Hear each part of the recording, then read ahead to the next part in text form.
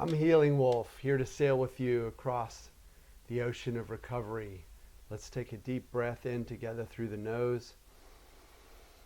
Hold it for a moment and then exhale also through the nose slowly.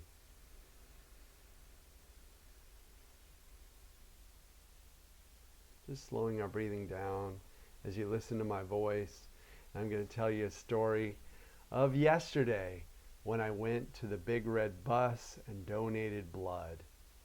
And this is a tale of embracing sensations like chronic pain, anxiety, and panic, putting yourself right in the interface with your triggers, whatever your triggers are. So the blood draw, normally I donate blood on a schedule as often as they allow me to, and I feel like it's a good thing to do. It helps folks who I don't know and also gives me health benefits, so it's a win-win for everybody.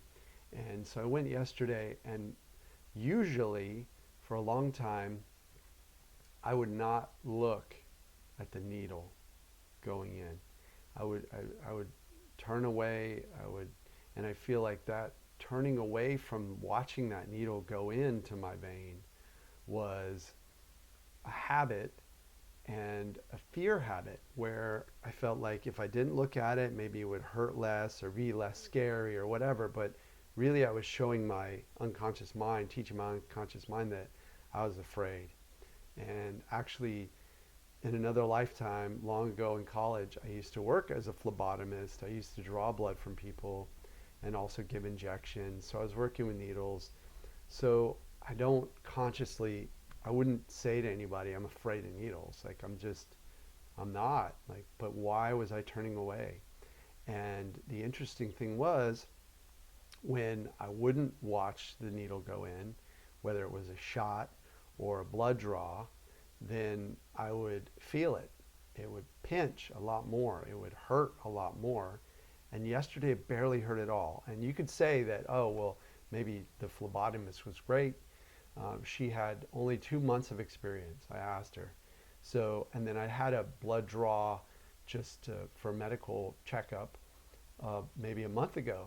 And that phlebotomist, I didn't watch it. And I think she'd been there 7 years or something, doing this work, drawing blood on people every day. And it pinched, it hurt. So you can make the case, well, maybe it was just the spot or the skill of the phlebotomist.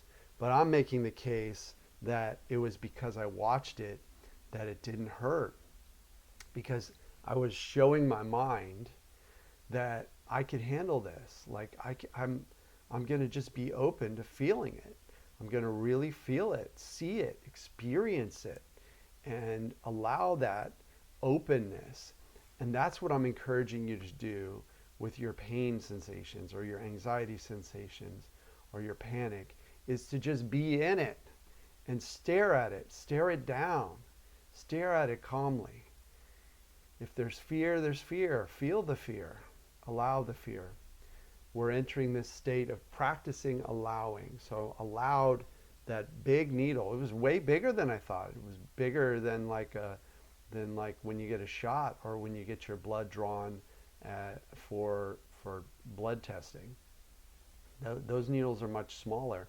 This one was like a big, almost like a long shovel or something. I could see the indentation of the needle itself, so it wasn't just like this little point. It was like it had a curved out concave, I believe is the word, concave, sort of a tubular structure. So big needle, and so I really got to see it.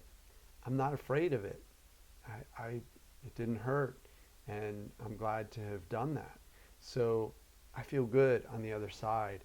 Now, how does this look on a recovery journey from something like chronic pain? It looks like doing something that you're afraid of, which could be as simple as sitting. I struggled for like a couple years with sitting. I'm sitting right now. I'm not thinking about it. If I choose to look and really feel my butt on the chair, that's kind of what it would be like. In the beginning, when I had when my chronic pain reached its most intense stage, before I learned these mind body skills and practiced and worked with some coaches and did a bunch of stuff, I, I that sitting alone would be equivalent to looking at that needle. And I did it. I went to the car when I wasn't driving, and I sat there and I felt it. And I also felt the sensations, the emotions come up, the adrenaline, the fear sensations, the kind of panicky sensations. So I encourage you to, in your own way, engage with your triggers. So be aware if you're turning away from something, if you're hiding your eyes from that needle going in your arm, if you're avoiding something, going to a gym, going to do something that you love, dancing, running, whatever it is, to really do it, look at it, and allow yourself.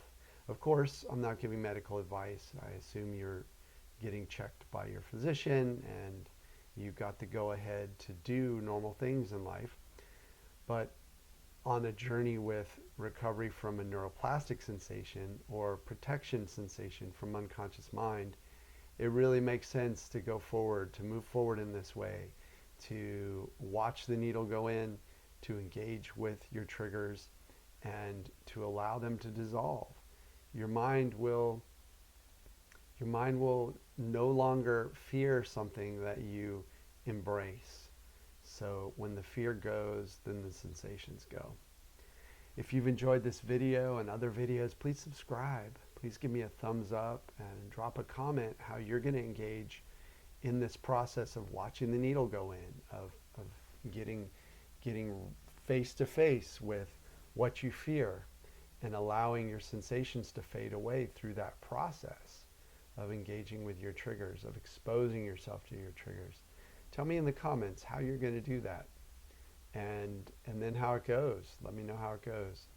If you need help and want to work with me one-on-one, and you're ready to do that, then head to my website, healingwolfcoaching.com, and book a consult call.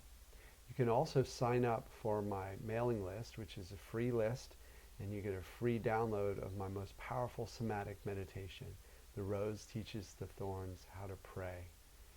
I'll see you in the next video. Thanks for watching. I know you can do this. Keep moving forward.